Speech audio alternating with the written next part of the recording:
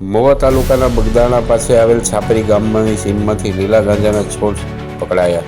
કનુભાઈ ગોહિલ નામના ખેડૂતની ખેતીની યાર્ડમાં ગાંજાનું વાવેતર કરતા હતા. તેની બાતમી બગદાણા પોલીસને મળી હતી. બાતમીના આધારે રેડ કરવામાં આવી હતી. જે રેડ દરમિયાન કુલ 51,700નો મુદ્દોમાલ જપ્ત કરવામાં આવ્યો હતો. રેડ દરમિયાન કનુભાઈ ગોહિલ નામના વ્યક્તિની ધરપકડ કરવામાં આવી હતી અને વાડીમાં 50 જેટલા છોડ ગાંજાના વાવ્યા હતા. બગદાણા પોલીસે પકડાયેલા ઈસમ વિરુદ્ધ NDPSની કલમ એક્ટ મુજબ ગુનો દાખલ કરી વધુ કાર્યવાહી હાથ ધરવામાં આવી છે.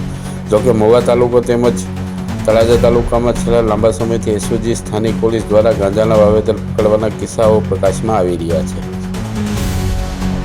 સ્ટેશનના પોલીસ સ્ટાફ દ્વારા છાપરી ગામના કનુભાઈ અર્જનભાઈ ગોહિલ ઉંમર વર્ષ 64, ધંધો ખેતીકામ અને રહે સડતર વાડી વિસ્તાર, જેને માંગાદાર વાળું તરીકે ઓળખાય છે, તેની પાસેથી ગેરકાયદેસરની પાસ પરમિટ વગર લીલા ગાંજાના છોડ નંગ 50 તેની પોતાની કબજાની વાડીમાંથી મળી આવતા તેની પાસે કોઈ જ બીજો આધાર પુરાવો કે પાસ પરમિટ ન હોય, જેથી કુલ વજન ચોખ્ખું વજન 1 કિલો ને 0.34 ગ્રામ, જેની કુલ કિંમત ₹51,700ના મુદ્દામાલ સાથે મળી આવી.